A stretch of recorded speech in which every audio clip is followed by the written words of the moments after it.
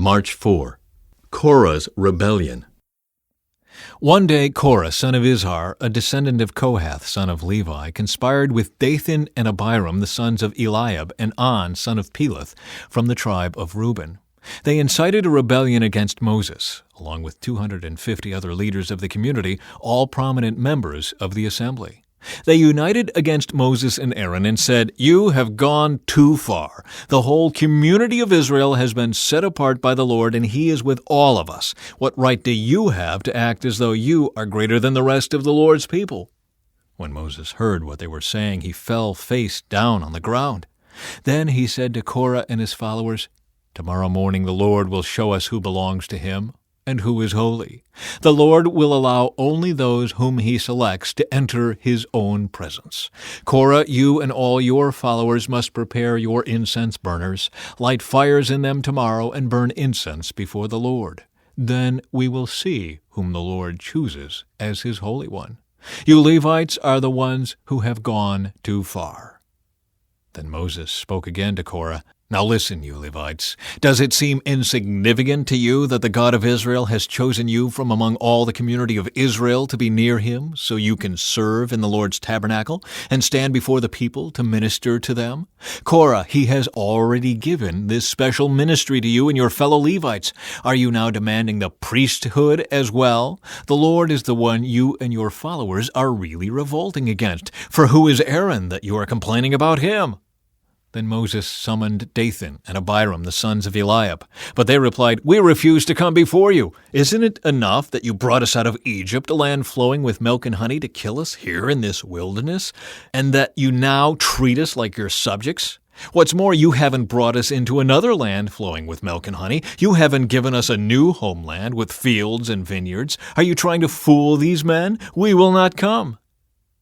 Then Moses became very angry and said to the Lord, "Do not accept their grain offerings. I have not taken so much as a donkey from them, and I have never hurt a single one of them." And Moses said to Korah, "You and all your followers must come here tomorrow and present yourselves before the Lord. Aaron will also be here. You and each of your 250 followers must prepare an incense burner and put incense on it, so you can all present them before the Lord. Aaron will also bring his incense burner." So each of these men prepared an incense burner, lit the fire, and placed incense on it. Then they all stood at the entrance of the tabernacle with Moses and Aaron. Meanwhile, Korah had stirred up the entire community against Moses and Aaron, and they all gathered at the tabernacle entrance. Then the glorious presence of the Lord appeared to the whole community. And the Lord said to Moses and Aaron, "Get away from all these people so that I may instantly destroy them." But Moses and Aaron fell face down on the ground. "O God," they pleaded, "you are the God who gives breath to all creatures. Must you be angry with all the people when only one man sins?" And the Lord said to Moses, "Then tell all the people to get away from the tents of Korah, Dathan, and Abiram." So Moses got up and rushed over to the tents of Dathan and Abiram, followed by the elders of Israel. "Quick," he told the people, "get away from the tents of these wicked men and don't touch anything that belongs to them. If you do, you will be destroyed for their sins." So all the people stood back from the tents of Korah, Dathan, and Abiram. Then Dathan and Abiram came out and stood at the entrances of their tents, together with their wives and children and little ones. And Moses said, "This is how you will know that the Lord has sent me to do all these things that I have done, for I have not done them on my own. If these men die a natural death, or if nothing unusual happens, then the Lord has not sent me. But if the Lord does something entirely new, and the ground opens its mouth and swallows them and all their belongings, and they go down alive into the grave, then you will know that these men have shown contempt for the Lord." He had hardly finished speaking the words when the ground suddenly split open beneath them. The earth opened its mouth and swallowed the men, along with their households and all their followers who were standing with them, and everything they owned. So they went down alive into the grave along with all their belongings. The earth closed over them, and they all vanished from among the people of Israel. All the people around them fled when they heard their screams. "The earth will swallow us too," they cried. Then fire blazed forth from the Lord and burned up the 250 men who were offering incense. And the Lord said to Moses, "Tell Eleazar son of Aaron the priest to pull all the incense burners from the fire, for they are holy. Also tell him to scatter the burning coals. Take the incense burners of these men who have sinned at the cost of their lives, and hammer the metal into a thin sheet to overlay the altar. Since these burners were used in the Lord's presence, they have become holy. Let them serve as a warning to the people of Israel."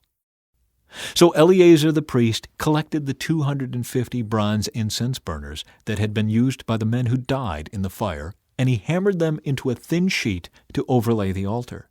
This would warn the Israelites that no unauthorized person, no one who was not a descendant of Aaron, should ever enter the Lord's presence to burn incense. If anyone did, the same thing would happen to him as happened to Korah and his followers. So the Lord's instructions to Moses were carried out. But the very next morning, the whole community of Israel began muttering again against Moses and Aaron, saying, "You have killed the Lord's people." As the community gathered to protest against Moses and Aaron, they turned toward the tabernacle and saw that the cloud had covered it, and the glorious presence of the Lord appeared. Moses and Aaron came and stood in front of the tabernacle, and the Lord said to Moses, "Get away from all these people, so that I can instantly destroy them." But Moses and Aaron fell face down on the ground. And Moses said to Aaron, "Quick, take an incense burner and place burning coals on it from the altar. Lay incense on it and carry it out among the people to purify them and make them right with the Lord. The Lord's anger is blazing against them. The plague has already begun." Aaron did as Moses told him and ran out among the people. The plague had already begun to strike down the people, but Aaron burned the incense and purified the people. He stood between the dead and the living, and the plague stopped. But 14,700 people died in that plague, in addition to those who had died in the affair involving Korah. Then, because the plague had stopped, Aaron returned to Moses at the entrance of the tabernacle. The budding of Aaron's staff. Then the Lord said to Moses, "Tell the people of Israel to bring you 12 wooden staffs, one from each leader of Israel's ancestral tribes, and inscribe each leader's name on his staff. Inscribe Aaron's name on the staff of the tribe of Levi, for there must be one staff for the leader of each ancestral tribe. Place these staffs in the tabernacle in front of the ark containing the tablets of the covenant, where I meet with you. Buds will sprout on the staff belonging to the man I choose. Then I will finally put an end to the people's murmuring and complaining against you." So Moses gave the instructions to the people of Israel, and each of the 12 tribal leaders, including Aaron, brought Moses a staff. Moses placed the staffs in the Lord's presence in the tabernacle of the covenant. When he went into the tabernacle of the covenant the next day, he found that Aaron's staff, representing the tribe of Levi, had sprouted, budded, blossomed, and produced ripe almonds.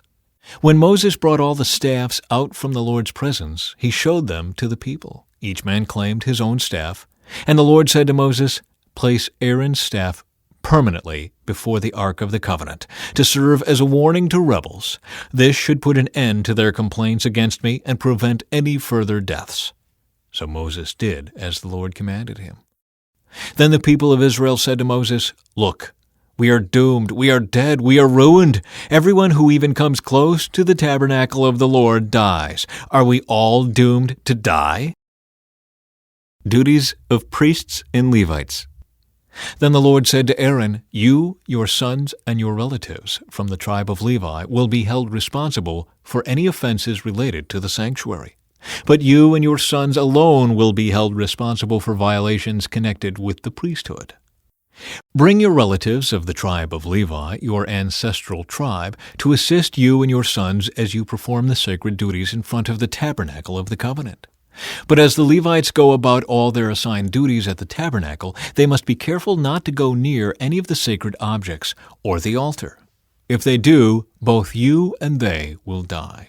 The Levites must join you in fulfilling their responsibilities for the care and maintenance of the tabernacle, but no unauthorized person may assist you.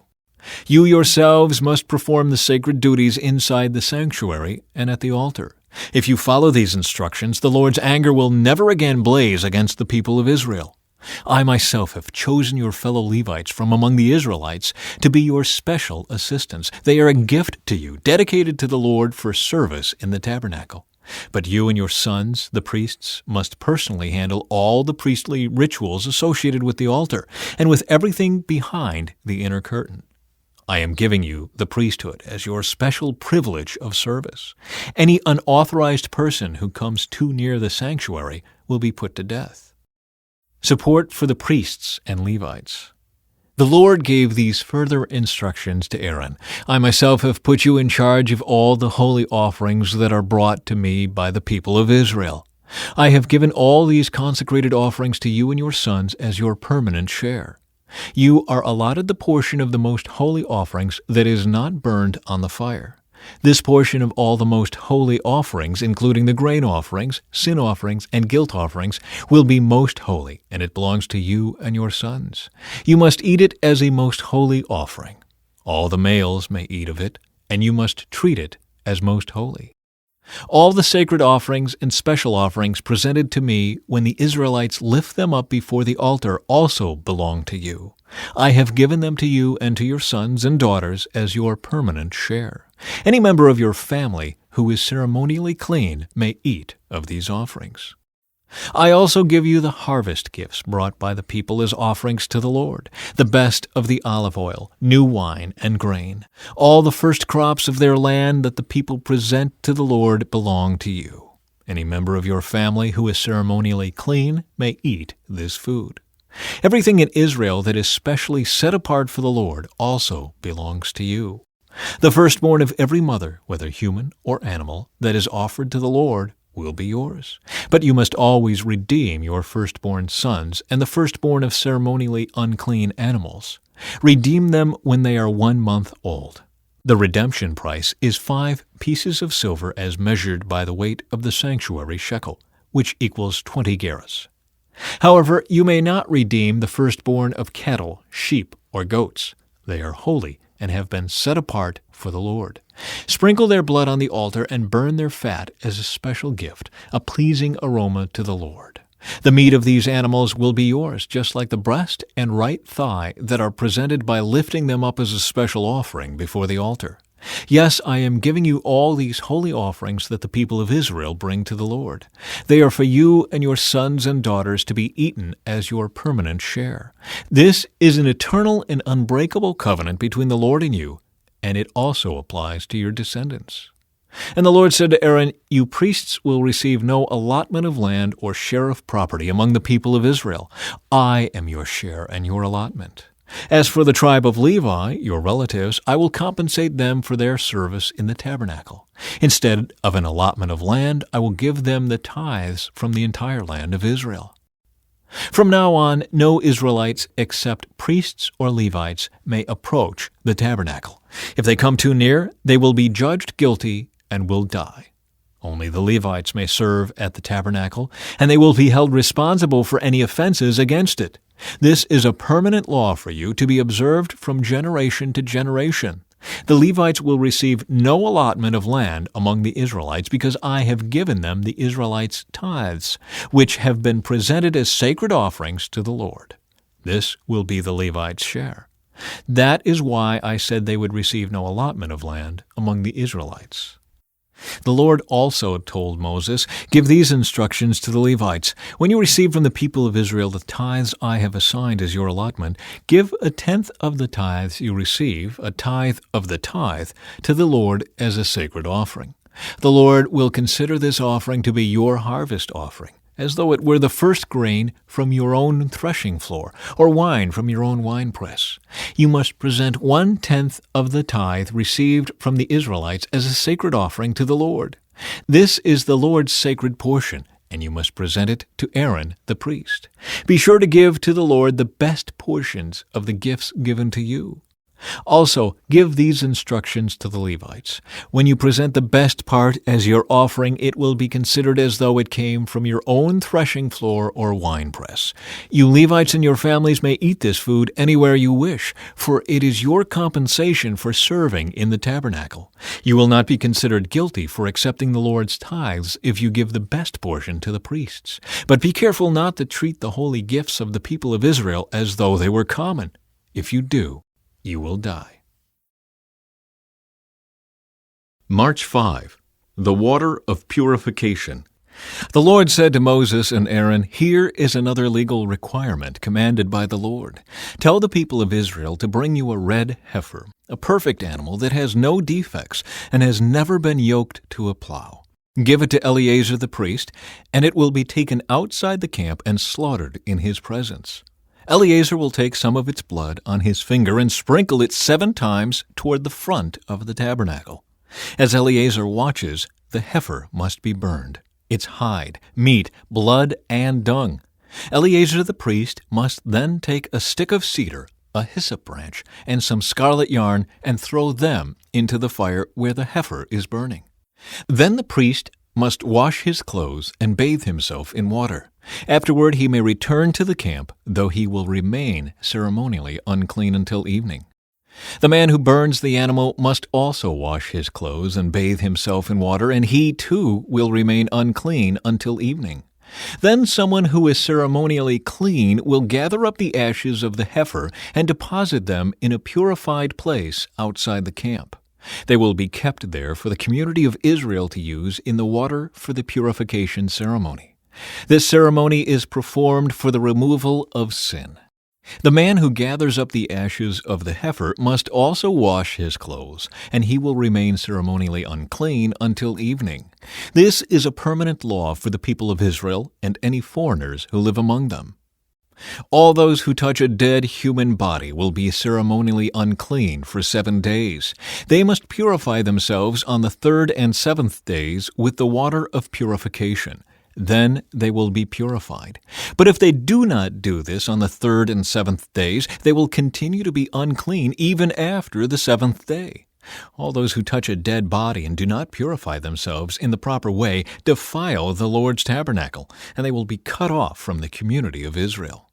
Since the water of purification was not sprinkled on them, their defilement continues. This is the ritual law that applies when someone dies inside a tent.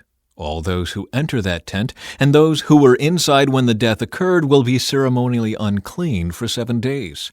Any open container in the tent that was not covered with a lid is also defiled.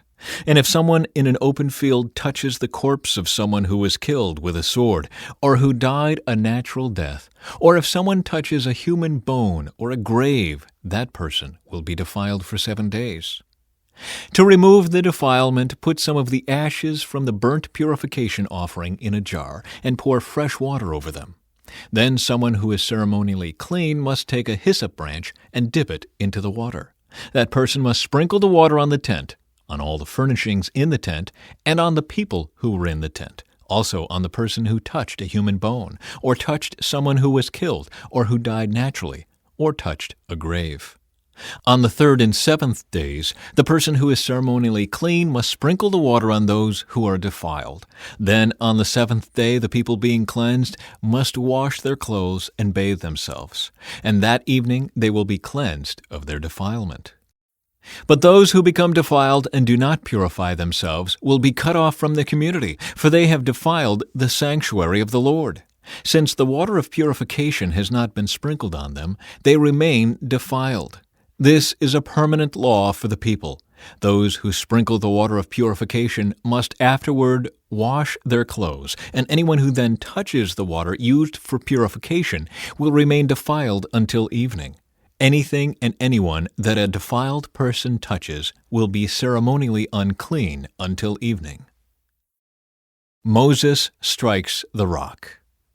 In the 1st month of the year, the whole community of Israel arrived in the wilderness of Zin and camped at Kadesh. While they were there, Miriam died and was buried. There was no water for the people to drink at that place, so they rebelled against Moses and Aaron. The people blamed Moses and said, "If only we had died in the Lord's presence with our brothers. Why have you brought the congregation of the Lord's people into this wilderness to die, along with all our livestock? Why did you make us leave Egypt and bring us here to this terrible place? This land has no grain, no figs, no grapes, no pomegranates, and no water to drink." Moses and Aaron turned away from the people and went to the entrance of the tabernacle, where they fell face down on the ground. Then the glorious presence of the Lord appeared to them. And the Lord said to Moses, "You and Aaron must take the staff and assemble the entire community. As the people watch, speak to the rock over there, and it will pour out its water.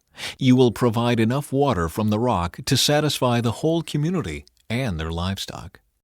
So Moses did as he was told. He took the staff from the place where it was kept before the Lord.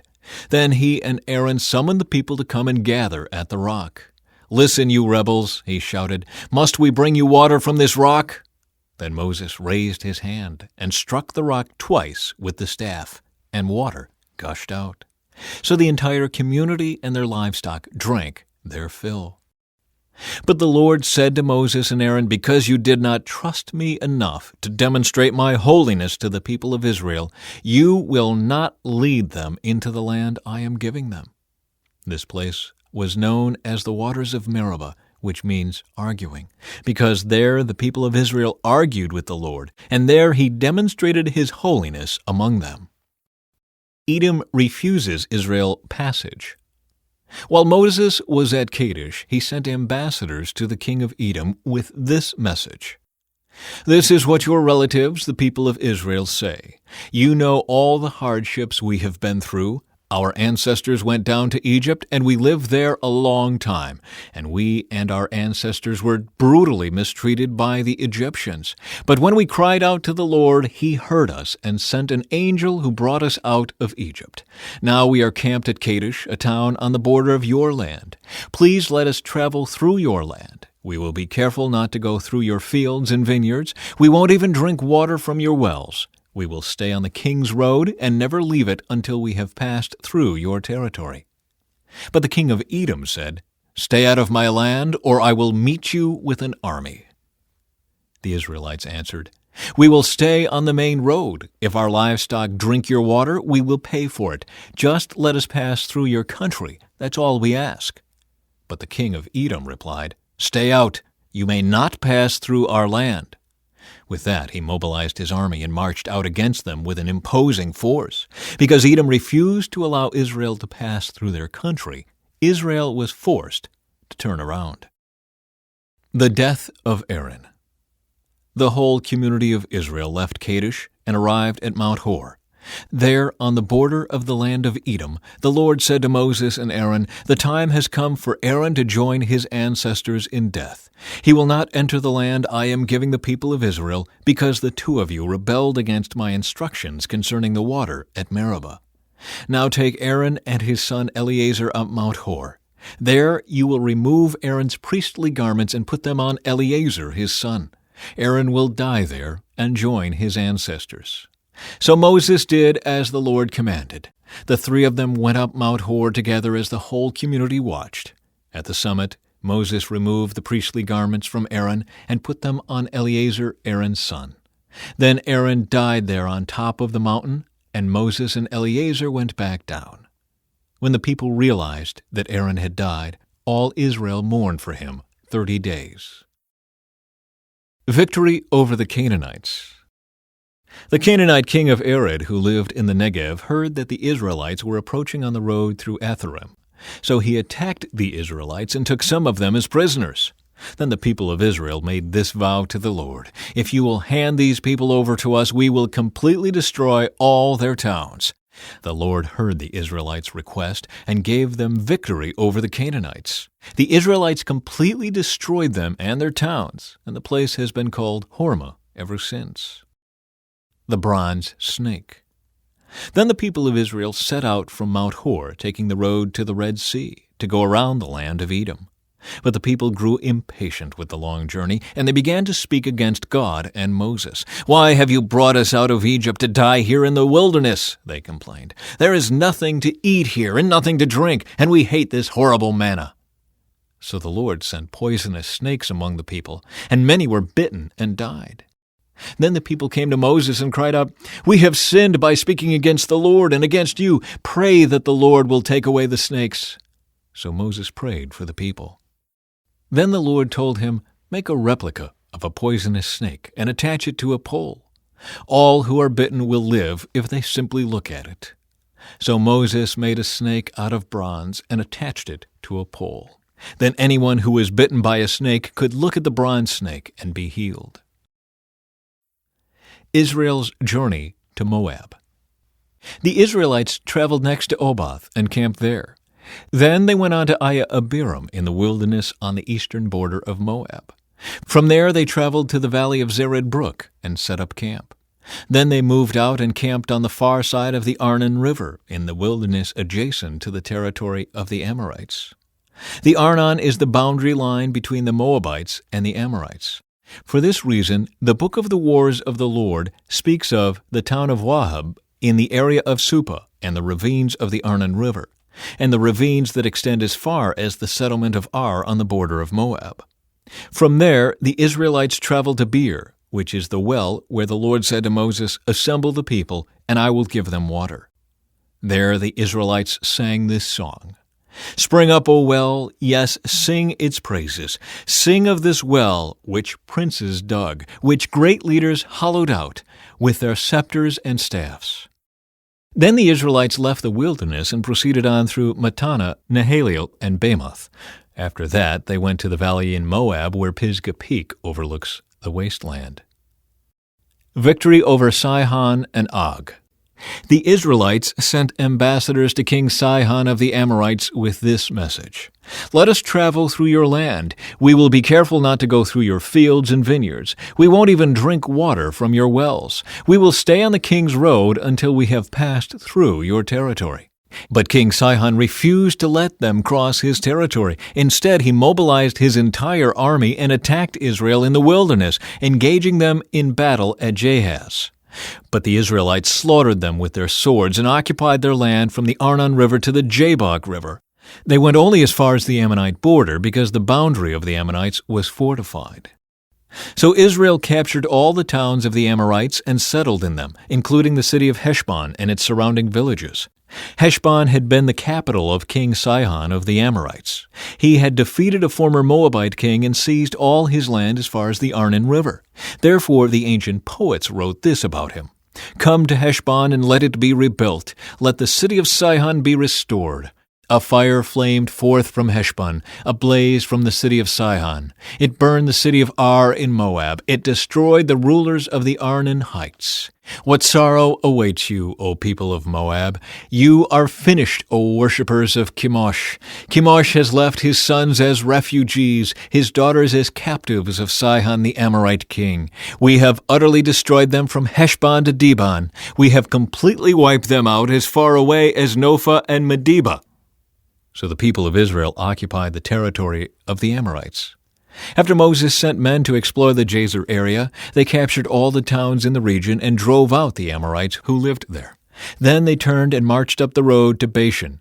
But King Og of Bashan and all his people attacked them at Edrei. The Lord said to Moses, "Do not be afraid of him, for I have handed him over to you, along with all his people and his land. Do the same to him as you did to King Sihon of the Amorites, who ruled in Heshbon."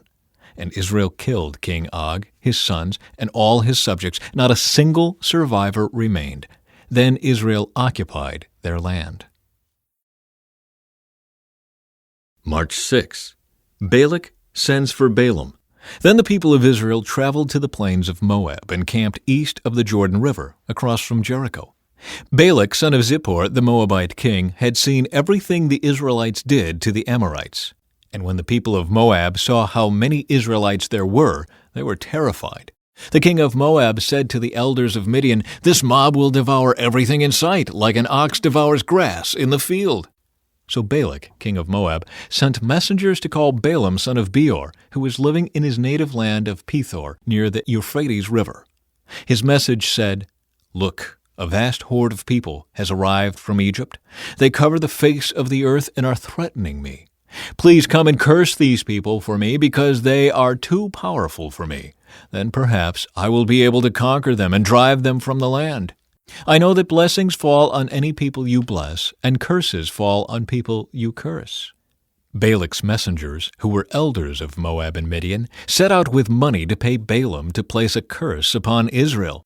They went to Balaam and delivered Balak's message to him.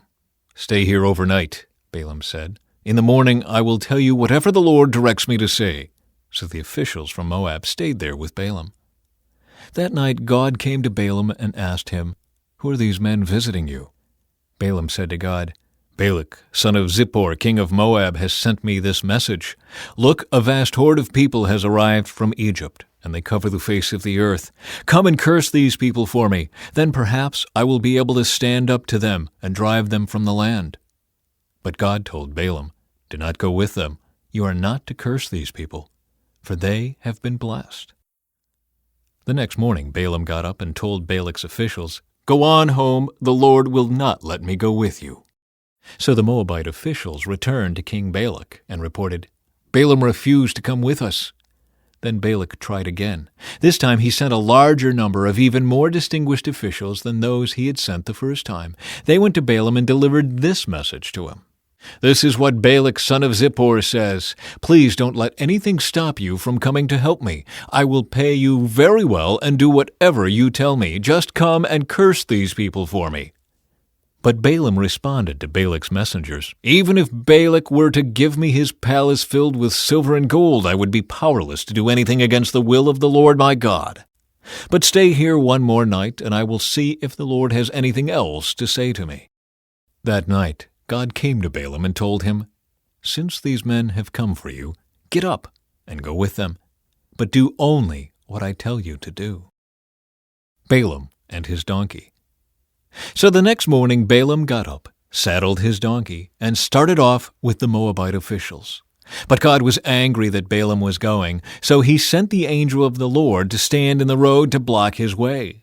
As Balaam and 2 servants were riding along, Balaam's donkey saw the angel of the Lord standing in the road with a drawn sword in his hand. The donkey bolted off the road into a field, but Balaam beat it and turned it back onto the road. Then the angel of the Lord stood at a place where the road narrowed between 2 vineyard walls. When the donkey saw the angel of the Lord, it tried to squeeze by and crushed Balaam's foot against the wall. So Balaam beat the donkey again. Then the angel of the Lord moved farther down the road and stood in a place too narrow for the donkey to get by at all. This time when the donkey saw the angel, it lay down under Balaam. In a fit of rage, Balaam beat the animal again with his staff. Then the Lord gave the donkey the ability to speak. "What have I done to you that deserves your beating me 3 times?" it asked Balaam. "You have made me look like a fool," Balaam shouted. "If I had a sword with me, I would kill you." "But I am the same donkey you have ridden all your life," the donkey answered. "Have I ever done anything like this before?" "No," Balaam admitted. Then the Lord opened Balaam's eyes, and he saw the angel of the Lord standing in the roadway with a drawn sword in his hand.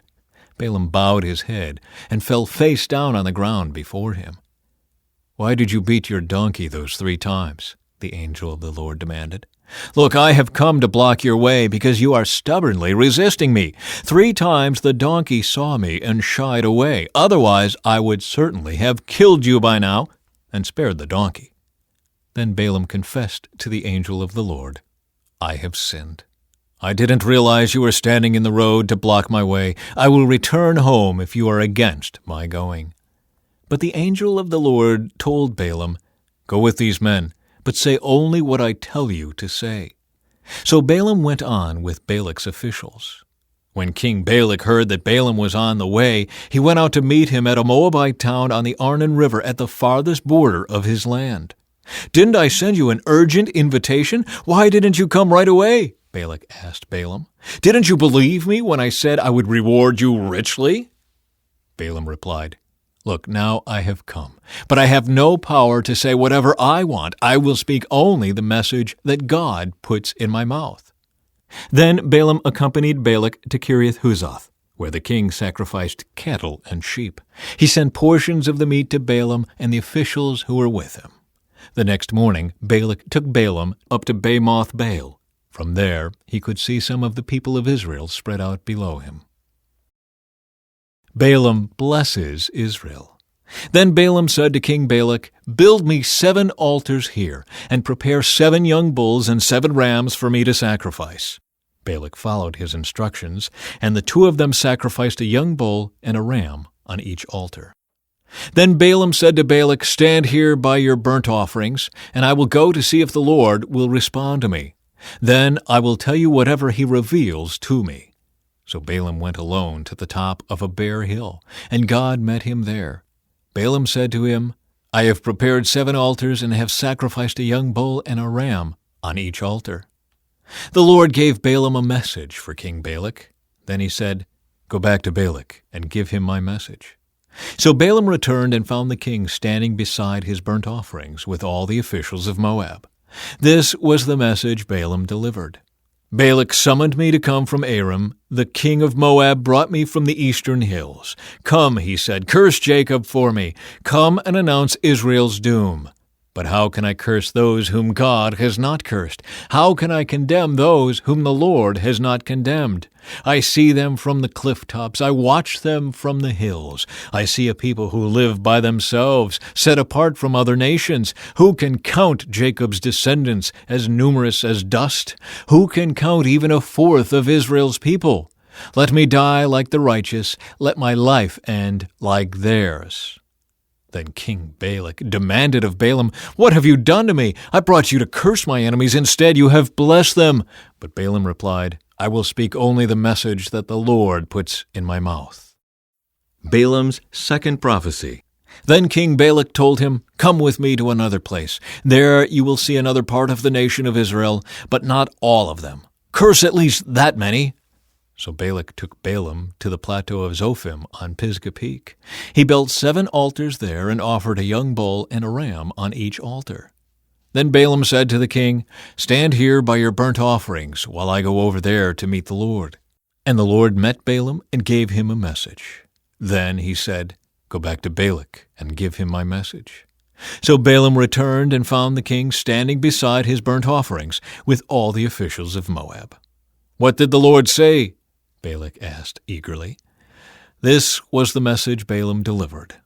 "Rise up, Balak, and listen. Hear me, son of Zippor. God is not a man, so he does not lie. He is not human, so he does not change his mind. Has he ever spoken and failed to act? Has he ever promised and not carried it through? Listen, I received a command to bless. God has blessed, and I cannot reverse it. No misfortune is in his plan for Jacob. No trouble is in store for Israel. For the Lord their God is with them. He has been proclaimed their king. God brought them out of Egypt. For them he is as strong as a wild ox. No curse can touch Jacob. No magic has any power against Israel. For now it will be said of Jacob what wonders God has done for Israel. These people rise up like a lioness, like a majestic lion rousing itself. They refuse to rest until they have feasted on prey, drinking the blood of the slaughtered." Then Balak said to Balaam, "Fine, but if you won't curse them, at least don't bless them." But Balaam replied to Balak, "Didn't I tell you that I can do only what the Lord tells me?" Balaam's third prophecy. Then King Balak said to Balaam, "Come, I will take you to one more place. Perhaps it will please God to let you curse them from there." So Balak took Balaam to the top of Mount Peor, overlooking the wasteland. Balaam again told Balak, "Build me 7 altars and prepare 7 young bulls and 7 rams for me to sacrifice." So Balak did as Balaam ordered and offered a young bull and a ram on each altar. By now Balaam realized that the Lord was determined to bless Israel, so he did not resort to divination as before. Instead he turned and looked out toward the wilderness, where he saw the people of Israel camped, tribe by tribe. Then the Spirit of God came upon him, and this is the message he delivered. This is the message of Balaam son of Beor, the message of the man whose eyes see clearly, the message of one who hears the words of God, who sees a vision from the Almighty, who bows down with eyes wide open. How beautiful are your tents, O Jacob! How lovely are your homes, O Israel! They spread before me like palm groves, like gardens by the riverside. They are like tall trees planted by the Lord, like cedars beside the waters. Water will flow from their buckets. Their offspring have all they need. Their king will be greater than Agag. Their kingdom will be exalted. God brought them out of Egypt. For them he is as strong as a wild ox. He devours all the nations that oppose him, breaking their bones in pieces, shooting them with arrows. Like a lion, Israel crouches and lies down, like a lioness who dares to arouse her. Blessed is everyone who blesses you, O Israel, and cursed is everyone who curses you. King Balak flew into a rage against Balaam. He angrily clapped his hands and shouted, I called you to curse my enemies. Instead, you have blessed them 3 times. Now get out of here. Go back home. I promised to reward you richly, but the Lord has kept you from your reward. Balaam told Balak, Don't you remember what I told your messengers? I said, even if Balak were to give me his palace filled with silver and gold, I would be powerless to do anything against the will of the Lord. I told you that I could only say what the Lord says. Now I am returning to my own people. But first, let me tell you what the Israelites will do to your people in the future. Balaam's final prophecies. This is the message Balaam delivered. This is the message of Balaam, son of Beor, the message of the man whose eyes see clearly, the message of one who hears the words of God, who has knowledge from the Most High, who sees a vision from the Almighty, who bows down with eyes wide open. I see him, but not here and now. I perceive him, but far in the distant future. A star will rise from Jacob. A scepter will emerge from Israel. It will crush the foreheads of Moab's people, cracking the skulls of the people of Sheth. Edom will be taken over, and Seir, its enemy, will be conquered, while Israel marches on in triumph. A ruler will rise in Jacob who will destroy the survivors of Ur. Then Balaam looked over toward the people of Amalek and delivered this message. Amalek was the greatest of nations, but its destiny is destruction. Then he looked over toward the Kenites and delivered this message. Your home is secure, your nest is set in the rocks. But the Kenites will be destroyed when Assyria takes you captive. Balaam concluded his messages by saying, Alas, who can survive unless God has willed it? Ships will come from the coasts of Cyprus. They will oppress Assyria and afflict Eber, but they too will be utterly destroyed. Then Balaam and Balak returned to their homes. March 7. Moab seduces Israel. While the Israelites were camped at Acacia Grove, some of the men defiled themselves by having sexual relations with local Moabite women. These women invited them to attend sacrifices to their gods, so the Israelites feasted with them and worshipped the gods of Moab. In this way, Israel joined in the worship of Baal of Peor, causing the Lord's anger to blaze against his people. The Lord issued the following command to Moses, Seize all the ringleaders and execute them before the Lord in broad daylight, so his fierce anger will turn away from the people of Israel. So Moses ordered Israel's judges, Each of you must put to death the men under your authority who have joined in worshiping Baal of Peor. Just then, one of the Israelite men brought a Midianite woman into his tent right before the eyes of Moses and all the people, as everyone was weeping at the entrance of the tabernacle. When Phinehas, son of Eleazar and grandson of Aaron the priest, saw this, he jumped up and left the assembly. He took a spear and rushed after the man into his tent. Phinehas thrust the spear all the way through the man's body and into the woman's stomach. So the plague against the Israelites was stopped, but not before 24,000 people had died. Then the Lord said to Moses, Phinehas, son of Eleazar and grandson of Aaron the priest, has turned my anger away from the Israelites by being as zealous among them as I was. So I stopped destroying all Israel as I had intended to do in my zealous anger. Now tell him that I am making my special covenant of peace with him. In this covenant I give him and his descendants a permanent right to the priesthood, for in his zeal for me, his God, he purified the people of Israel, making them right with me. The Israelite man killed with the Midianite woman was named Zimri, son of Salu, the leader of a family from the tribe of Simeon. The woman's name was Cosbi. She was the daughter of Zur, the leader of a Midianite clan. Then the Lord said to Moses, Attack the Midianites and destroy them, because they assaulted you with deceit and tricked you into worshipping Baal of Peor, and because of Cosbi, the daughter of a Midianite leader, who was killed at the time of the plague because of what happened at Peor. Israel's second census. After the plague had ended, the Lord said to Moses and to Eleazar, son of Aaron the priest, From the whole community of Israel, record the names of all the warriors by their families. List all the men 20 years old or older who are able to go to war. So there, on the plains of Moab, beside the Jordan River, across from Jericho, Moses and Eleazar the priest issued these instructions to the leaders of Israel. List all the men of Israel 20 years old and older, just as the Lord commanded Moses.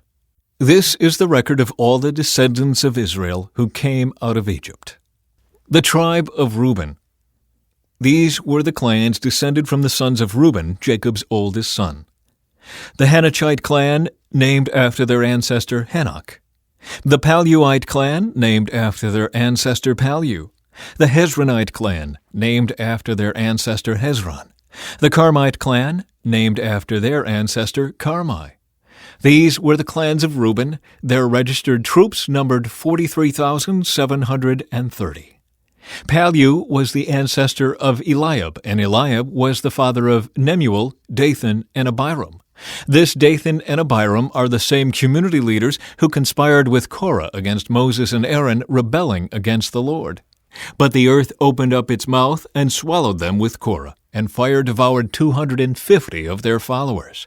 This served as a warning to the entire nation of Israel. However, the sons of Korah did not die that day. The tribe of Simeon. These were the clans descended from the sons of Simeon. The Jemuelite clan, named after their ancestor Jemuel. The Jaminite clan, named after their ancestor Jamin. The Jachinite clan, named after their ancestor Jachin. The Zoharite clan, named after their ancestor Zohar. The Shaulite clan, named after their ancestor Shaul. These were the clans of Simeon. Their registered troops numbered 22,200. The tribe of Gad. These were the clans descended from the sons of Gad. The Zephonite clan, named after their ancestor Zephon. The Haggite clan, named after their ancestor Haggai. The Shunite clan, named after their ancestor Shunai. The Oznite clan, named after their ancestor Ozni. The Erite clan, named after their ancestor Eri. The Erodite clan, named after their ancestor Erodai. The Erelite clan, named after their ancestor Ereli. These were the clans of Gad. Their registered troops numbered 40,500. The tribe of Judah. Judah had two sons, and Onan, who had died in the land of Canaan. These were the clans descended from Judah's surviving sons. The Shelonite clan, named after their ancestor Shelah. The Perizzite clan, named after their ancestor Perez. The Zerahite clan, named after their ancestor Zerah. These were the subclans descended from the Perizzites. The Hezronites, named after their ancestor Hezron. The Hamalites, named after their ancestor Hamel. These were the clans of Judah. Their registered troops numbered 76,500. The tribe of Issachar. These were the clans descended from the sons of Issachar. The Tolaite clan, named after their ancestor Tola. The Puite clan, named after their ancestor Pua. The Jashubite clan, named after their ancestor Jashub. The Shimronite clan, named after their ancestor Shimron. These were the clans of Issachar. Their registered troops numbered 64,300. The tribe of Zebulun. These were the clans descended from the sons of Zebulun. The Seredite clan, named after their ancestor Sered. The Elonite clan, named after their ancestor Elon. The Jaleelite clan, named after their ancestor Jaleel. These were the clans of Zebulun. Their registered troops numbered 60,500. The tribe of Manasseh. 2 clans were descended from Joseph through Manasseh and Ephraim. These were the clans descended from Manasseh. The Machirite clan, named after their ancestor Machir. The Gileadite clan, named after their ancestor Gilead, Machir's son. These were the subclans descended from the Gileadites. The Izerites, named after their ancestor Izer. The Helekites, named after their ancestor Helek.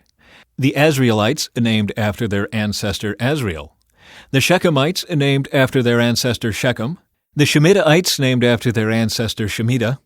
The Heferites, named after their ancestor Hefer. One of Hefer's descendants, Zelophehad, had no sons, but his daughters' names were Mahlah, Noah, Hoglah, Milcah, and Tirzah. These were the clans of Manasseh. Their registered troops numbered 52,700. The tribe of Ephraim. These were the clans descended from the sons of Ephraim. The Shuthelahite clan, named after their ancestor Shuthelah. The Becherite clan, named after their ancestor Becher. The Tahanite clan, named after their ancestor Tahan. This was the subclan descended from the Shuthelahites. The Aaronites, named after their ancestor Aaron. These were the clans of Ephraim. Their registered troops numbered 32,500. These clans of Manasseh and Ephraim were all descendants of Joseph. The tribe of Benjamin. These were the clans descended from the sons of Benjamin.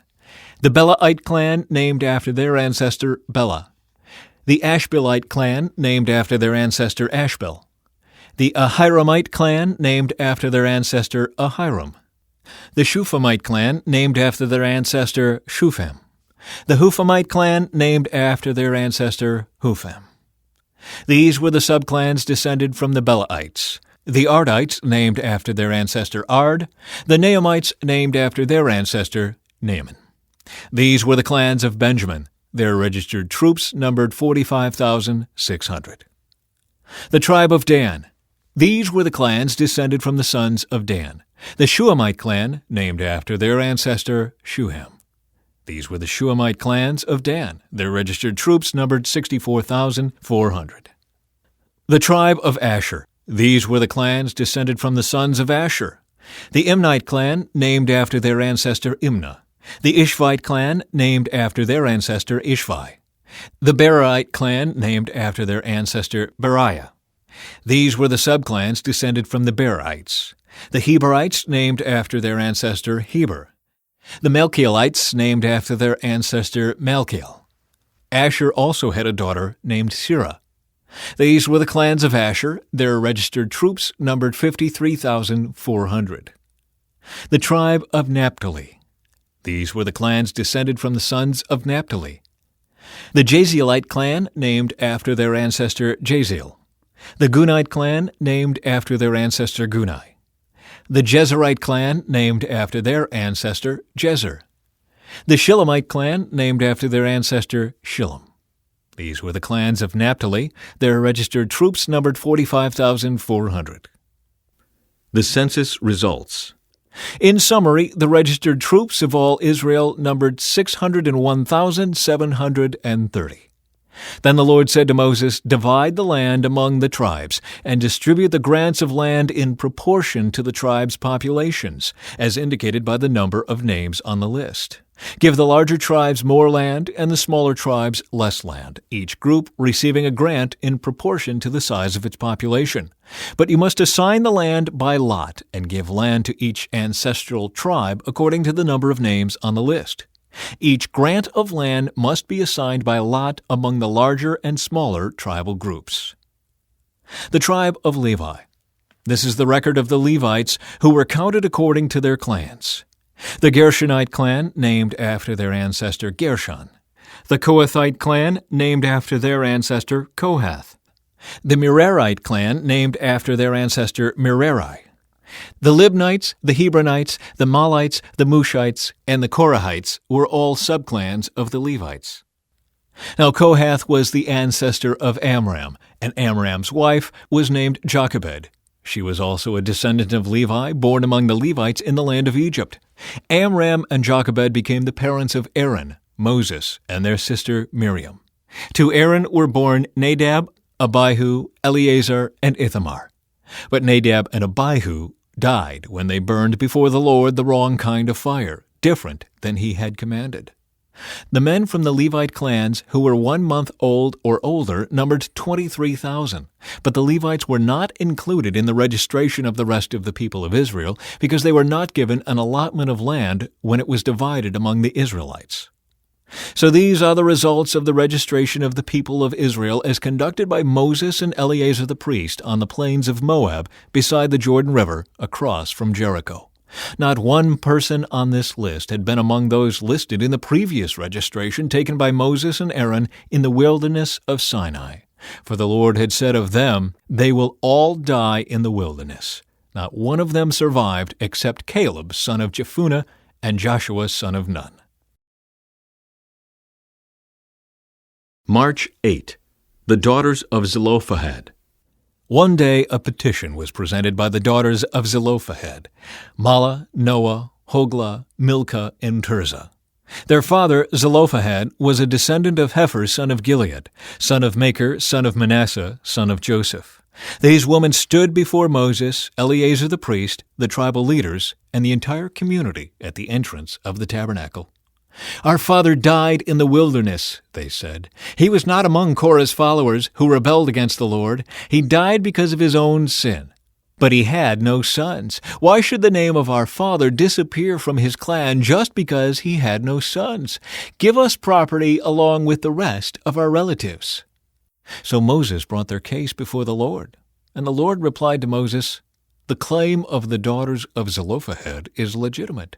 You must give them a grant of land along with their father's relatives. Assign them the property that would have been given to their father. And give the following instructions to the people of Israel. If a man dies and has no son, then give his inheritance to his daughters. And if he has no daughter either, transfer his inheritance to his brothers. If he has no brothers, give his inheritance to his father's brothers. But if his father has no brothers, give his inheritance to the nearest relative in his clan. This is a legal requirement for the people of Israel, just as the Lord commanded Moses." Joshua chosen to lead Israel. One day the Lord said to Moses, "Climb one of the mountains east of the river, and look out over the land I have given the people of Israel. After you have seen it, you will die like your brother Aaron. For you both rebelled against my instructions in the wilderness of Zin. When the people of Israel rebelled, you failed to demonstrate my holiness to them at the waters. These are the waters of Meribah at Kadesh, in the wilderness of Zin."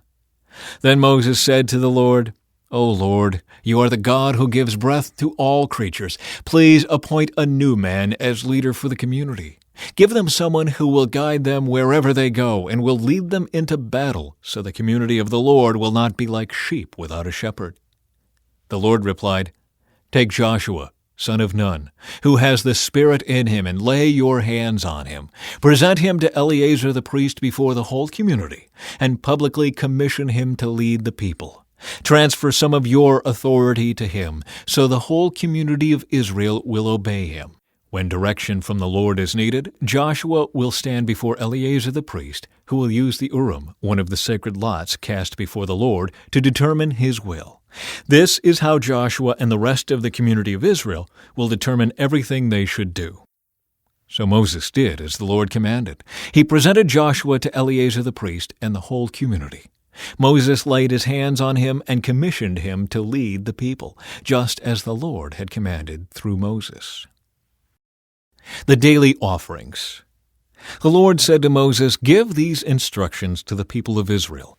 The offerings you present as special gifts are a pleasing aroma to me. They are my food. See to it that they are brought at the appointed times and offered according to my instructions. Say to the people, this is the special gift you must present to the Lord as your daily burnt offering. You must offer 2 one-year-old male lambs with no defects. Sacrifice 1 lamb in the morning and the other in the evening. With each lamb you must offer a grain offering of 2 quarts of choice flour mixed with 1 quart of pure oil of pressed olives. This is the regular burnt offering instituted at Mount Sinai as a special gift, a pleasing aroma to the Lord. Along with it you must present the proper liquid offering of 1 quart of alcoholic drink with each lamb, poured out in the holy place as an offering to the Lord. Offer the second lamb in the evening with the same grain offering and liquid offering. It, too, is a special gift, a pleasing aroma to the Lord. The Sabbath offerings. On the Sabbath day, sacrifice 2 one-year-old male lambs with no defects. They must be accompanied by a grain offering of 4 quarts of choice flour, moistened with olive oil, and a liquid offering. This is the burnt offering to be presented each Sabbath day, in addition to the regular burnt offering and its accompanying liquid offering. The monthly offerings. On the first day of each month, present an extra burnt offering to the Lord of 2 young bulls, 1 ram, and 7 one-year-old male lambs, all with no defects. These must be accompanied by grain offerings of choice flour moistened with olive oil, 6 quarts with each bull, 4 quarts with the ram, and 2 quarts with each lamb. This burnt offering will be a special gift, a pleasing aroma to the Lord. You must also present a liquid offering with each sacrifice, 2 quarts of wine for each bull, 1/3 of a gallon for the ram, and 1 quart for each lamb. Present this monthly burnt offering on the first day of each month throughout the year. On the first day of each month, you must also offer 1 male goat for a sin offering to the Lord. This is in addition to the regular burnt offering and its accompanying liquid offering. Offerings for the Passover. On the 14th day of the first month, you must celebrate the Lord's Passover. On the following day, the 15th day of the month, a joyous 7-day festival will begin, but no bread made with yeast may be eaten. The first day of the festival will be an official day for Holy Assembly, and no ordinary work may be done on that day.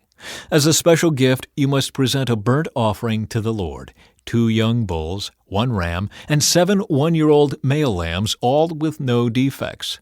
These will be accompanied by grain offerings of choice flour moistened with olive oil, 6 quarts with each bull, 4 quarts with the ram, and 2 quarts with each of the 7 lambs.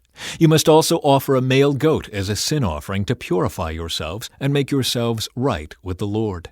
Present these offerings in addition to your regular morning burnt offering. On each of the 7 days of the festival, this is how you must prepare the food offering that is presented as a special gift, a pleasing aroma to the Lord. These will be offered in addition to the regular burnt offerings and liquid offerings. The 7th day of the festival will be another official day for Holy Assembly, and no ordinary work may be done on that day. Offerings for the Festival of Harvest. At the Festival of Harvest, when you present the first of your new grain to the Lord, you must call an official day for Holy Assembly, and you may do no ordinary work on that day. Present a special burnt offering on that day as a pleasing aroma to the Lord. It will consist of 2 young bulls, 1 ram, and 7 one-year-old male lambs. These will be accompanied by grain offerings of choice flour moistened with olive oil, 6 quarts with each bull, 4 quarts with the ram, and 2 quarts with each of the 7 lambs. Also offer 1 male goat to purify yourselves and make yourselves right with the Lord. Prepare these special burnt offerings along with their liquid offerings in addition to the regular burnt offering and its accompanying grain offering. Be sure that all the animals you sacrifice have no defects. Offerings for the Festival of Trumpets. Celebrate the Festival of Trumpets each year on the first day of the appointed month in early autumn. You must call an official day for Holy Assembly, and you may do no ordinary work. On that day you must present a burnt offering as a pleasing aroma to the Lord. It will consist of 1 young bull, 1 ram, and 7 one-year-old male lambs, all with no defects. These must be accompanied by grain offerings of choice flour moistened with olive oil, 6 quarts with the bull, 4 quarts with the ram, and 2 quarts with each of the 7 lambs. In addition, you must sacrifice a male goat as a sin offering to purify yourselves and make yourselves right with the Lord. These special sacrifices are in addition to your regular monthly and daily burnt offerings, and they must be given with their prescribed grain offerings and liquid offerings. These offerings are given as a special gift to the Lord, a pleasing aroma to Him. Offerings for the Day of Atonement. 10 days later, on the 10th day of the same month, you must call another holy assembly. On that day, the Day of Atonement, the people must go without food and must do no ordinary work. You must present a burnt offering as a pleasing aroma to the Lord. It will consist of 1 young bull, 1 ram, and 7 one-year-old male lambs, all with no defects. These offerings must be accompanied by the prescribed grain offerings of choice flour moistened with olive oil, 6 quarts of choice flour with the bull, 4 quarts of choice flour with the ram, and 2 quarts of choice flour with each of the 7 lambs. You must also sacrifice 1 male goat for a sin offering. This is in addition to the sin offering of atonement and the regular daily burnt offering with its grain offering and their accompanying liquid offerings.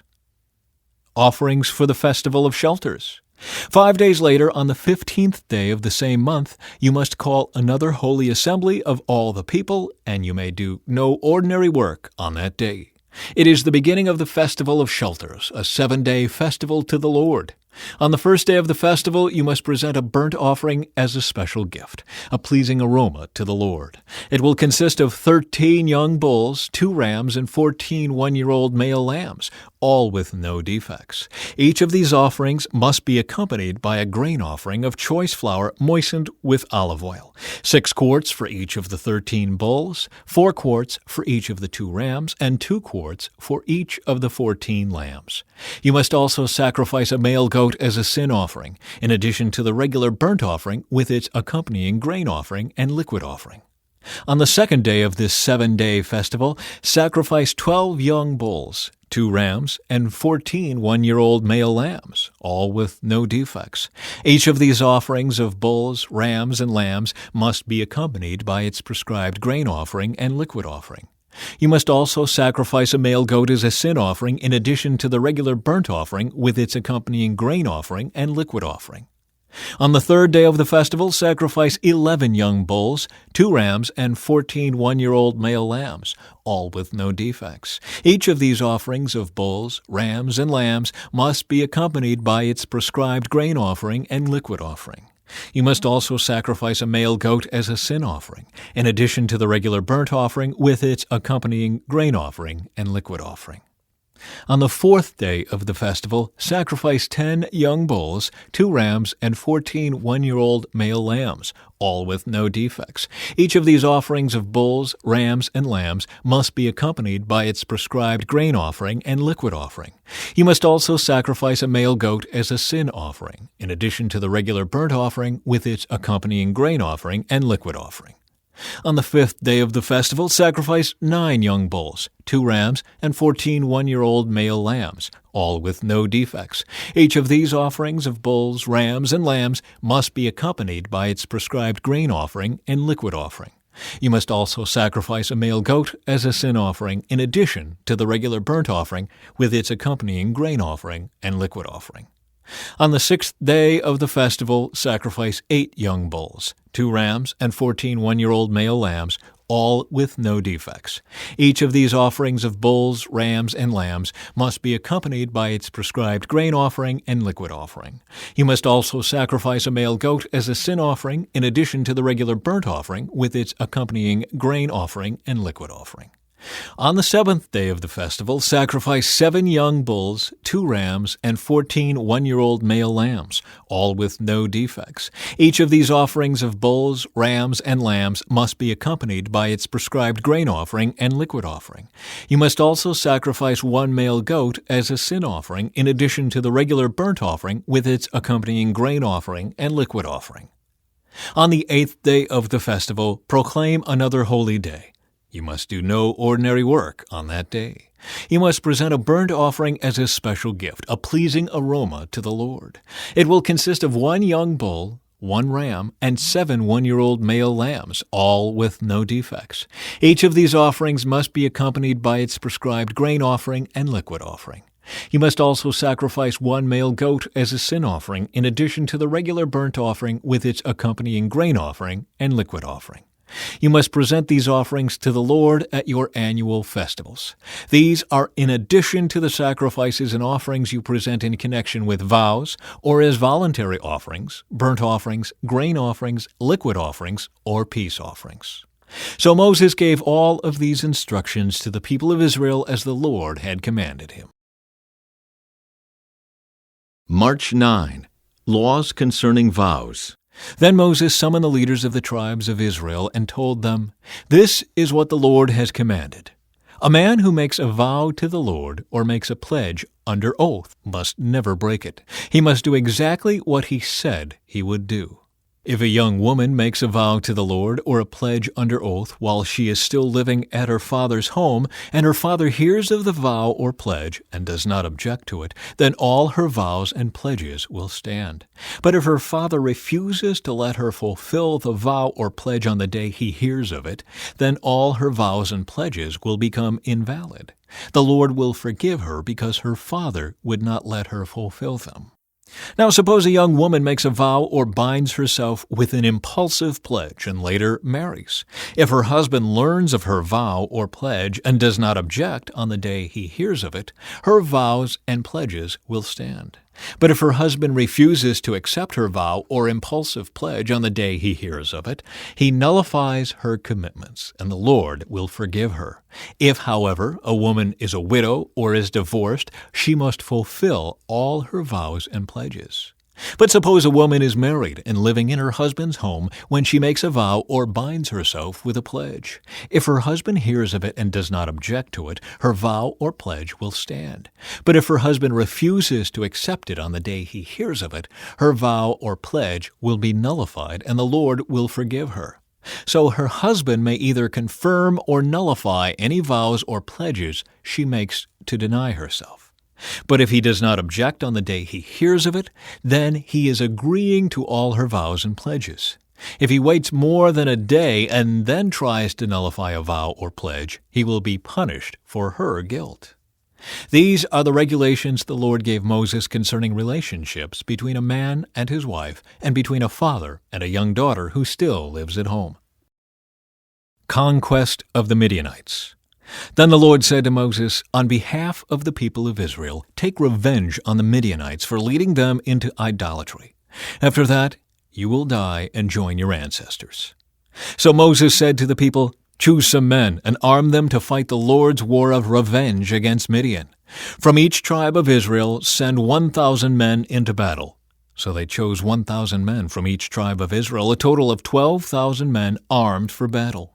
Then Moses sent them out, 1,000 men from each tribe, and Phinehas, son of Eleazar the priest, led them into battle. They carried along the holy objects of the sanctuary and the trumpets for sounding the charge. They attacked Midian as the Lord had commanded Moses, and they killed all the men. All 5 of the Midianite kings, Evi, Rechem, Zur, Hur, and Reba, died in the battle. They also killed Balaam, son of Beor, with the sword. Then the Israelite army captured the Midianite women and children and seized their cattle and flocks and all their wealth as plunder. They burned all the towns and villages where the Midianites had lived. After they had gathered the plunder and captives, both people and animals, they brought them all to Moses and Eleazar the priest and to the whole community of Israel, which was camped on the plains of Moab beside the Jordan River, across from Jericho. Moses, Eleazar the priest, and all the leaders of the community went to meet them outside the camp. But Moses was furious with all the generals and captains who had returned from the battle. "Why have you let all the women live?" he demanded. "These are the very ones who followed Balaam's advice and caused the people of Israel to rebel against the Lord at Mount Peor. They are the ones who caused the plague to strike the Lord's people. So kill all the boys and all the women who have had intercourse with a man. Only the young girls who are virgins may live. You may keep them for yourselves. And all of you who have killed anyone or touched a dead body must stay outside the camp for 7 days. You must purify yourselves and your captives on the 3rd and 7th days. Purify all your clothing too, and everything made of leather, goat hair, or wood." Then Eleazar the priest said to the men who were in the battle, "The Lord has given Moses this legal requirement. Anything made of gold, silver, bronze, iron, tin, or lead, that is, all metals that do not burn, must be passed through fire in order to be made ceremonially pure. These metal objects must then be further purified with the water of purification. But everything that burns must be purified by the water alone. On the 7th day you must wash your clothes and be purified. Then you may return to the camp." Division of the spoils. And the Lord said to Moses, "You and Eleazar the priest and the family leaders of each tribe are to make a list of all the plunder taken in the battle, including the people and animals. Then divide the plunder into 2 parts and give half to the men who fought the battle and half to the rest of the people.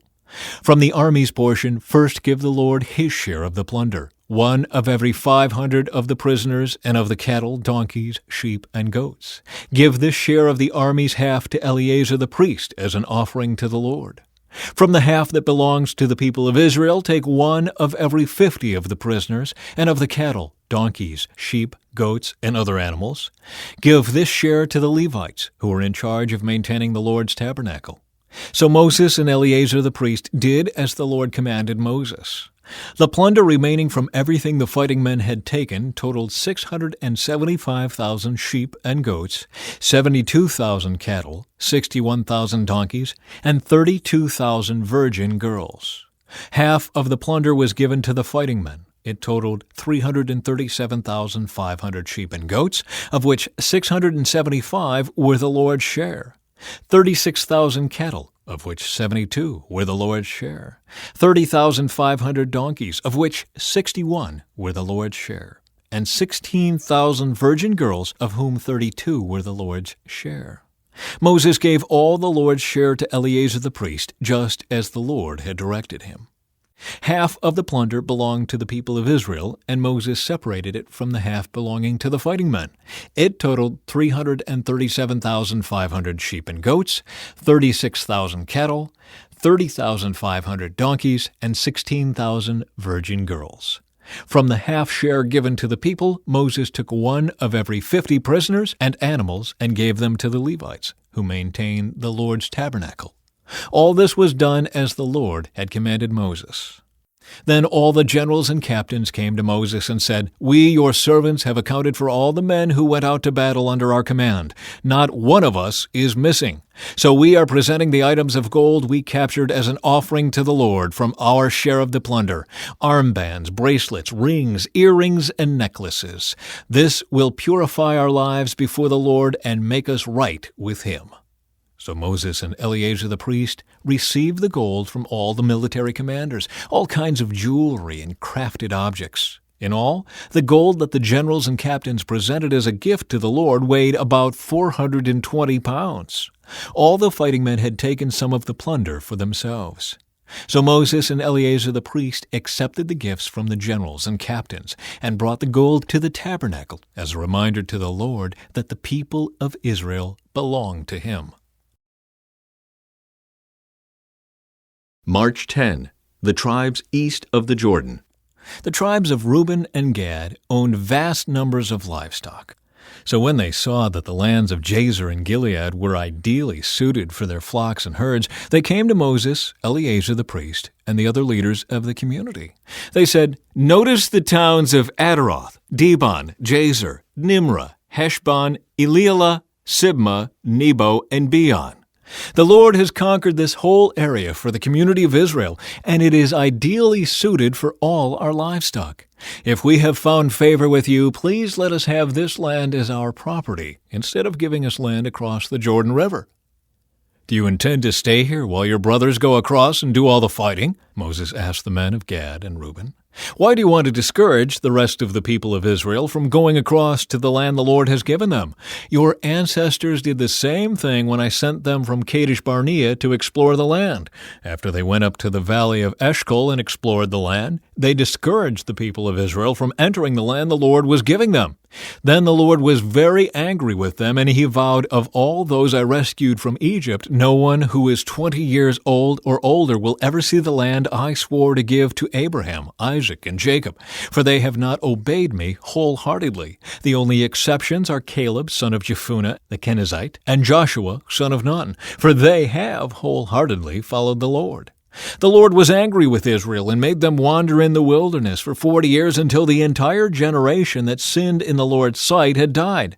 But here you are, a brood of sinners, doing exactly the same thing. You are making the Lord even angrier with Israel. If you turn away from Him like this and He abandons them again in the wilderness, you will be responsible for destroying this entire nation." But they approached Moses and said, "We simply want to build pens for our livestock and fortified towns for our wives and children. Then we will arm ourselves and lead our fellow Israelites into battle until we have brought them safely to their land. Meanwhile, our families will stay in the fortified towns we build here, so they will be safe from any attacks by the local people. We will not return to our homes until all the people of Israel have received their portions of land. But we do not claim any of the land on the other side of the Jordan. We would rather live here on the east side and accept this as our grant of land." Then Moses said, "If you keep your word and arm yourselves for the Lord's battles, and if your troops cross the Jordan and keep fighting until the Lord has driven out his enemies, then you may return when the Lord has conquered the land. You will have fulfilled your duty to the Lord and to the rest of the people of Israel, and the land on the east side of the Jordan will be your property from the Lord. But if you fail to keep your word, then you will have sinned against the Lord, and you may be sure that your sin will find you out. Go ahead and build towns for your families and pens for your flocks, but do everything you have promised." Then the men of Gad and Reuben replied, "We, your servants, will follow your instructions exactly. Our children, wives, flocks, and cattle will stay here in the towns of Gilead, but all who are able to bear arms will cross over to fight for the Lord, just as you have said." So Moses gave orders to Eleazar the priest, Joshua, son of Nun, and the leaders of the clans of Israel. He said, "The men of Gad and Reuben who are armed for battle must cross the Jordan with you to fight for the Lord. If they do, give them the land of Gilead as their property when the land is conquered. But if they refuse to arm themselves and cross over with you, then they must accept land with the rest of you in the land of Canaan." The tribes of Gad and Reuben said again, "We are your servants, and we will do as the Lord has commanded. We will cross the Jordan into Canaan fully armed to fight for the Lord, but our property will be here on this side of the Jordan." So Moses assigned land to the tribes of Gad, Reuben, and half the tribe of Manasseh, son of Joseph. He gave them the territory of King Sihon of the Amorites, and the land of King Og of Bashan, the whole land with its cities and surrounding lands. The descendants of Gad built the towns of Dibon, Adaroth, Aror, Atroth-Shophan, Jazer, Jogbeah, Beth-Nimrah, and Beth-Haran. These were all fortified towns with pens for their flocks. The descendants of Reuben built the towns of Heshbon, Eliel, Kiriathaim, Nebo, Baal-Meon, and Sibmah. They changed the names of some of the towns they conquered and rebuilt. Then the descendants of Machir of the tribe of Manasseh went to Gilead and conquered it, and they drove out the Amorites living there. So Moses gave Gilead to the Machirites, descendants of Manasseh, and they settled there. The people of Jair, another clan of the tribe of Manasseh, captured many of the towns in Gilead and changed the name of that region to the towns of Jair. Meanwhile, a man named Nobah captured the town of Kenath and its surrounding villages, and he renamed that area Nobah after himself. Remembering Israel's journey. This is the route the Israelites followed as they marched out of Egypt under the leadership of Moses and Aaron. At the Lord's direction, Moses kept a written record of their progress. These are the stages of their march, identified by the different places where they stopped along the way. They set out from the city of Ramesses in early spring, on the 15th day of the first month. On the morning after the first Passover celebration, the people of Israel left defiantly in full view of all the Egyptians. Meanwhile, the Egyptians were burying all their firstborn sons whom the Lord had killed the night before. The Lord had defeated the gods of Egypt that night with great acts of judgment. After leaving Ramesses, the Israelites set up camp at Succoth. Then they left Succoth and camped at Etham on the edge of the wilderness. They left Etham and turned back toward Pi-hahiroth opposite Baal-zephon and camped near Migdol. They left Pi-hahiroth and crossed the Red Sea into the wilderness beyond. Then they traveled for 3 days into the Etham wilderness and camped at Marah. They left Marah and camped at Elim, where there were 12 springs of water and 70 palm trees. They left Elim and camped beside the Red Sea. They left the Red Sea and camped in the wilderness of Sin. They left the wilderness of Sin and camped at Dophkah. They left Dophkah and camped at Alush. They left Alush and camped at Rephidim, where there was no water for the people to drink. They left Rephidim and camped in the wilderness of Sinai. They left the wilderness of Sinai and camped at Kibroth Hattaavah. They left Kibroth Hattaavah and camped at Hazeroth. They left Hazeroth and camped at Rithmah. They left Rithmah and camped at Rimmon Perez. They left Rimmon Perez and camped at Libnah. They left Libnah and camped at Rissa. They left Rissa and camped at Kehalatha. They left Kehalatha and camped at Mount Shepher. They left Mount Shepher and camped at Harada. They left Harada and camped at Mekaloth. They left Mekaloth and camped at Taeth. They left Taeth and camped at Terah. They left Terah and camped at Mithka. They left Mithka and camped at Hashmonah. They left Hashmonah and camped at Mosroth. They left Mosroth and camped at Bene Jaakan. They left Bene Jaakan and camped at Horhagidgad. They left Horhagidgad and camped at Jotbatha. They left Jotbatha and camped at Abrona. They left Abrona and camped at Ezion-Geber. They left Ezion-Geber and camped at Kadesh in the wilderness of Zin. They left Kadesh and camped at Mount Hor at the border of Edom. While they were at the foot of Mount Hor, Aaron the priest was directed by the Lord to go up the mountain, and there he died. This happened in midsummer on the first day of the 5th month of the 40th year after Israel's departure from Egypt. Aaron was 123 years old when he died there on Mount Hor. At that time, the Canaanite king of Arad, who lived in the Negev in the land of Canaan, heard that the people of Israel were approaching his land. Meanwhile, the Israelites left Mount Hor and camped at Zalmonah. Then they left Zalmonah and camped at Punon. They left Punon and camped at Oboth. They left Oboth and camped at Aya-Abiram on the border of Moab. They left Aya-Abiram and camped at Dibon-Gad. They left Dibon-Gad and camped at Almon-Diblathaim. They left Almon-Diblathaim and camped in the mountains east of the river near Mount Nebo. They left the mountains east of the river and camped on the plains of Moab beside the Jordan River across from Jericho. Along the Jordan River they camped from Beth-Jeshemoth as far as the meadows of Acacia on the plains of Moab. While they were camped near the Jordan River on the plains of Moab opposite Jericho, the Lord said to Moses, "Give the following instructions to the people of Israel. When you cross the Jordan River into the land of Canaan, you must drive out all the people living there. You must destroy all their carved and molten images and demolish all their pagan shrines. Take possession of the land and settle in it, because I have given it to you to occupy. You must distribute the land among the clans by sacred lot and in proportion to their size. A larger portion of land will be allotted to each of the larger clans, and a smaller portion will be allotted to each of the smaller clans.